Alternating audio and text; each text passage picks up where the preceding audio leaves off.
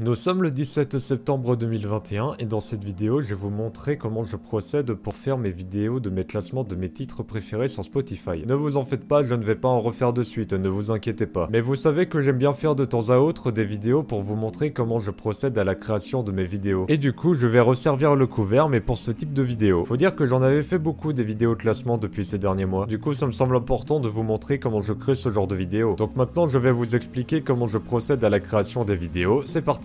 Alors nous voici sur Sony Vegas, logiciel de montage que j'utilise depuis toujours. C'est-à-dire que même quand j'ai voulu commencer à faire des vidéos en 2015, j'utilisais déjà Sony Vegas à ce moment-là. En dehors d'être fidèle à Sony Vegas, c'est juste que je ne sais pas utiliser les autres logiciels de montage. Que ça soit Adobe Premiere, After Effects, DaVinci, je n'arrive vraiment pas à accrocher à ces logiciels. Faut dire que je n'ai pas pris la peine de m'y intéresser en profondeur à ces autres logiciels de montage. Après tout, je suis tellement habitué à utiliser Sony Vegas que je n'ai pas envie de réapprendre les bases ailleurs. Même si je sais pertinemment que ça ne peut être que bénéfique pour moi d'apprendre de nouvelles choses. Alors pour faire ces classements, faut bien commencer quelque part, donc je regarde les musiques du classement. Pour cela, je vais sur mon compte Spotify et je regarde toutes les musiques qu'il y a dans ces classements annuels. Pour les classements du mois, j'utilise Stats for Spotify afin de connaître les musiques que j'ai le plus écoutées dans le mois. Ce qui n'aurait pas été possible avec Spotify étant donné que ça ne montre que les classements annuels. Et pour utiliser Stats for Spotify, ce n'est pas compliqué. Tout ce que tu as à faire, c'est à cliquer sur Login with Spotify. Ensuite, t'atterris sur une page où il faut cliquer sur Accepter pour confirmer que c'est bien toi. Et puis c'est bon, t'atterris sur une page où tu peux regarder tes titres préférés, tes artistes préférés ou tes genres de musique préférés. Et évidemment, pour chaque catégorie, tu peux choisir de regarder le classement pour les 4 dernières semaines, pour les 6 derniers mois ou pour tout le temps. Et en bas de la page, tu peux créer une playlist pour pouvoir l'écouter sur Spotify. Ensuite, bien entendu, je télécharge toutes les musiques du classement, ce qui ne me prend pas trop de temps. Ce qui me permet d'aller rapidement, c'est l'utilisation du logiciel CapCut Downloader comme logiciel de téléchargement de vidéos. Ça propose quelques petits outils pour télécharger les vidéos rapidement avec la meilleure qualité possible. Ce qui n'est pas du tout négligeable quand on compare avec tous les sites de téléchargement sur internet. Parce que parfois pour ce genre de site, il faut mettre du temps pour trouver un site de téléchargement qui marche pour ensuite télécharger une par une les vidéos. Donc merci à toi CapCut Downloader de me faire gagner beaucoup de temps. Oh bah y a pas de quoi. Après avoir téléchargé les musiques du classement, je les mets dans un dossier pour pouvoir me repérer. Parce qu'il m'arrive très souvent de préparer les vidéos classement à l'avance. Je crée donc plusieurs dossiers afin d'éviter les problèmes d'organisation. Ensuite, bien entendu, pour faire la vidéo, je mets les musiques sur Sony Vegas. Alors bien entendu, je ne mets pas la musique en entière, sinon la vidéo durerait des plombes. Donc je prends juste un extrait de la musique qui dure environ 10-15 secondes. Dit comme ça, ce n'est pas beaucoup, mais multipliez ce nombre avec le nombre de musiques dans la vidéo et ça devient beaucoup plus long. Concernant le choix de l'extrait de la musique, c'est tout simple. Soit je prends le refrain de la musique, ou alors je prends le passage qui me plaît le plus dans la musique. Ou alors je prends d'autres passages si la musique est diversifiée. Après avoir placé les musiques, je fais en sorte de bien rythmer l'enchaînement des musiques. C'est-à-dire que quand on passe d'une musique à l'autre, il faut que ça soit agréable à entendre. Parce que la pire chose dans ce genre de vidéo, c'est d'être perturbé par un enchaînement musical complètement foiré. Donc encore une fois, le rythme est très important, comme dans toutes les vidéos d'ailleurs. Après ça, je m'occupe de l'imagerie des musiques du classement. Pour la première vidéo classement, je voulais mettre directement les clips pour éviter qu'on s'ennuie pendant le visionnage de la vidéo. Mais malheureusement, les problèmes d'ayant droit sont beaucoup plus présents avec les clips que s'il n'y en avait pas. Donc à la place des clips vidéo, j'ai mis des images des albums des musiques. Ce qui n'est pas plus mal vu que toutes les musiques du classement n'ont pas forcément de clips. Et je trouve que c'est bien mieux comme ça pour éviter les problèmes de cohérence au niveau du visuel. Maintenant, il s'agit de trouver les images des pochettes d'albums des musiques du classement. Pour cela, j'utilise principalement Google Images ou iTunes pour trouver les images en bonne qualité. Avant, j'utilisais uniquement iTunes vu que les images étaient de taille 1200 sur 1200, ce qui est une image de plutôt bonne qualité pour les vidéos en 1080p. Mais par la suite, je me suis rendu compte qu'on pouvait trouver de temps à autre des images de meilleure qualité sur Google Images. Du coup, j'utilise principalement Google Images et si jamais je ne trouve pas d'image de bonne qualité, je me redirige vers iTunes. Pour le côté esthétique, pour que ça rentre bien sur la vidéo, sur Sony Vegas, j'utilise deux pistes vidéo. Sur la première piste se trouve l'image de l'album de la musique en taille réduite, sur laquelle je rajoute un très léger effet de secousse pour éviter que l'image soit immobile. Ça permet d'éviter de s'ennuyer pour les personnes qui regardent la vidéo au lieu de l'écouter. Et sur la deuxième piste se trouve l'image de l'album de la musique en taille agrandie, sur laquelle je rajoute un effet de flou pour mettre en avant la première image. Ça permet d'éviter de se retrouver avec un fond noir tout le long de la vidéo. Par la suite viennent la numérotation et le côté textuel de la vidéo. Encore une fois, c'est tout simple, tout ce que j'ai à faire c'est créer deux médiatextes. Le premier médiatexte indique la position de la musique dans le classement de la vidéo, que je prends soin de revérifier sur la page de Spotify pour éviter les erreurs. Le deuxième médiatexte indique le nom du groupe ou de l'artiste ainsi que le nom de la musique, que je prends soin également de recopier sur la page de Spotify pour éviter les erreurs. Concernant la forme du texte, j'utilise Showcard Gothic comme police d'écriture, que j'ai découvert avec Mr. Enzor, un vidéaste que je regardais à l'époque où j'étais un fan d'anime et de manga. J'utilise également un effet effets de contour et d'ombre pour faire ressortir le texte. Et pour la taille du texte, je suis particulièrement précis sur ce point-là. Le nom de l'artiste ou du groupe est de taille 18, les tirets et autres signes distinctifs sont de taille 15, et le nom de la musique est de taille 12. Ça permet de pouvoir faire une distinction entre l'artiste, la musique et les détails au niveau du texte. Il s'agit de la partie du montage où je suis le plus pointilleux et qui est particulièrement lent. Parce qu'il faut savoir que quand il y a beaucoup d'éléments dans un projet sur Sony Vegas, le logiciel devient beaucoup plus lent. Ce qui fait qu'on se retrouve parfois avec quelques secondes de chargement quand on passe d'une fenêtre à Sony Vegas. Après, les performances de l'ordinateur jouent un peu, mais Sony Vegas est quand même mal optimisé, faut l'avouer. Et comme pendant cette étape du montage, je passe mon temps à faire des va-et-vient entre Spotify et Sony Vegas, imaginez le temps que je prends en total dans le chargement. Heureusement, par la suite, je trouve une solution pour réduire le temps que je passe dans les chargements. La solution, elle est très simple. Pour commencer, je crée un document texte sur OpenOffice, et ensuite, je copie et je colle le nom des artistes et des musiques sur le fichier. Alors bien évidemment, ce que vous voyez, c'est le résultat après que j'ai fait toutes les modifications. Parce qu'il faut prendre en compte que je modifie la police d'écriture ainsi que la taille des différents mots. C'est-à-dire que je modifie la taille du nom du groupe, ensuite je modifie la taille du nom de la musique, et ensuite je modifie la taille du tiret et des autres détails du même genre. Et je répète ce processus pour toutes les musiques du classement. Mais heureusement, c'est beaucoup moins long que ce que j'avais l'habitude de faire auparavant. Parce qu'après ça, je copie et je colle tout le classement dans un média texte sur Sony Vegas. Je remets les effets de contour et d'ombre sur le texte pour finalement copier et coller le texte dans chaque média texte correspondant à telle ou telle musique. Et comme ça a l'air très prise de tête, mais ça m'a fait gagner beaucoup de temps et de santé mentale. Alors ce n'est toujours pas fini pour le texte, vu que maintenant je dois ajuster correctement la position du texte dans la vidéo. Je place le numéro du classement en haut à gauche de la vidéo et je place le nom de la musique en bas à gauche de la vidéo. Et je fais en sorte de bien positionner le texte pour éviter d'avoir un trop gros décalage avec la musique suivante. Et comme je ne connais pas de moyen automatique de le faire sur Sony Vegas, du coup je le fais manuellement. Donc vu que je suis particulièrement pointilleux, vous imaginez bien que je prends beaucoup de temps à faire ce positionnement. Et après m'être occupé de ce gros passage, je fais l'intro et l'outro afin d'avoir une partie facecam dans la vidéo. À mon avis, ça serait très impersonnel de faire une vidéo classement sans savoir qui est la personne qui est derrière ce classement. Et comme j'ai envie de parler pendant mes vidéos, une partie facecam est toujours la bienvenue. Concernant ce que je dis pendant l'intro et l'outro de la vidéo, ce n'est pas sensationnel. J'explique vite fait mon ressenti, l'état d'esprit dans lequel j'étais pendant le classement de l'année ou du mois, ce genre de choses. L'intérêt de ces passages est de restituer le contexte afin que vous en sachiez bien plus sur moi. Ensuite, avant de faire le rendu de la vidéo, je m'occupe d'ajuster correctement le volume des différentes musiques pour que ça soit à niveau égal. Dans les faits, c'est une étape qui prend du temps à se faire vu que je suis pointilleux. Mais après, c'est important que je fasse des efforts pour cette partie du montage. Parce que si je n'en fais pas, le spectateur pourra être vite dérouté par la différence de volume entre les différentes musiques. Et finalement, après avoir fait ça, je fais le rendu et la vidéo est terminée.